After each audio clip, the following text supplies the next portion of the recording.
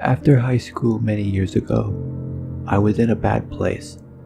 My guardian had kicked me out after graduation. She didn't help me find a place to stay, so I lived in my car for a couple months. I met some heavy metal dudes at work one day. I had seen them around town, and all my other friends knew who they were. Everyone loved them. We became friends over a couple months, and they offered for me to move in with them. I agreed.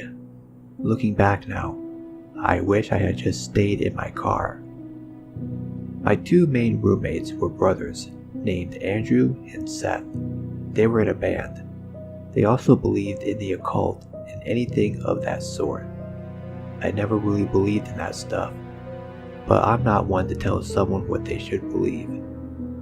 They had let me live with them rent-free for several months. So who was I to complain?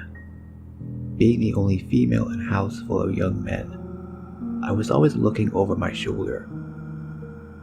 You never know who you can trust. Turns out I was right to worry. Over time, their friends started to stay with us for longer periods of time, sometimes weeks. Their friends were another group of brothers that they had gone to school with. There were 5 brothers in total, but only 2 stayed with us consistently. The younger brother, Mark, was very polite. He cleaned up after himself and always helped with the household chores. The other brother, Adam, had a laundry list of mental problems. He had apparently done some bad drugs back in the day, and it had developed into what seemed like psychosis of the religious sort. He had done time in prison for assaulting a woman with a Bible. He would often look you in the eyes and tell you he could see how you would die. Once, he told me that I was possessed by a demon and I needed my soul cleansed. Everyone in the house knew he had these problems, but he was their friend. They helped him through the hard times and gave him a place to stay. Otherwise, he would be on the streets. I was always on guard around him after the things he told me. No one else seemed to be as concerned as I was. They should have been. One day I was sleeping and my phone rang. It was my boss. He asked if I could come to work an hour early. It was only 12 p.m. I was broke and had nothing better to do, so I said yes. I got up and began getting ready to leave.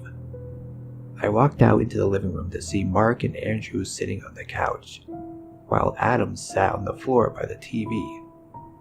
He was watching scripture videos on YouTube, some real end-of-day shit.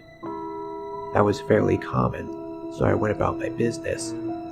I said goodbye and left for work.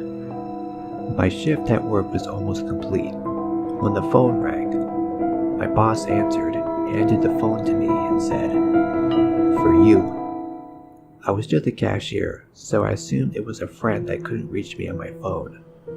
I answered the phone and heard a man's voice that I didn't recognize. "Hi, this is Detective Williams. Something happened at your apartment today, and we need you to come to the station to talk about it." I left work immediately. I had assumed one of the brothers had been arrested for dealing drugs or something. I was very wrong. I got to the station and was buzzed in. An officer escorted me to a small, cold room with a camera. He gave me a bottle of water and left me by myself for about 30 minutes. My mind was racing thinking about what could have happened. He came back in and informed me that Adam had stabbed and killed Andrew at around 1 p.m. I was shocked. I had just left the house an hour before it happened, and everything seemed fine. I asked if there had been a fight. The detective informed me that there hadn't been a fight, and it seemed to have happened out of nowhere. I gave my statement to the police and left with nowhere to go, still in shock and confused out of my mind. Our apartment was a crime scene. So I went to another friend's house to watch the news report, since the police wouldn't give me any information on the case. Over the next couple of days, the information began to be released. Adam hadn't just stabbed Andrew once, not twice, but he had stabbed him over and over and nearly decapitated him. After the murder, he ran down the road, still holding the murder weapon. He called 911 and informed them about what he had done. I watched the news report in horror. He had known he was unstable, but this, he had fully confessed to the brutal murder and provided police with his notebooks. He had apparently been planning to murder all of his brothers, my roommates, and me. He thought we were possessed by demons, and this was the only way to free us. Luckily, none of his other intended victims were there that day. Mark unfortunately witnessed the murder, but he luckily escaped. If I hadn't gotten that call from my boss, I wouldn't be alive today.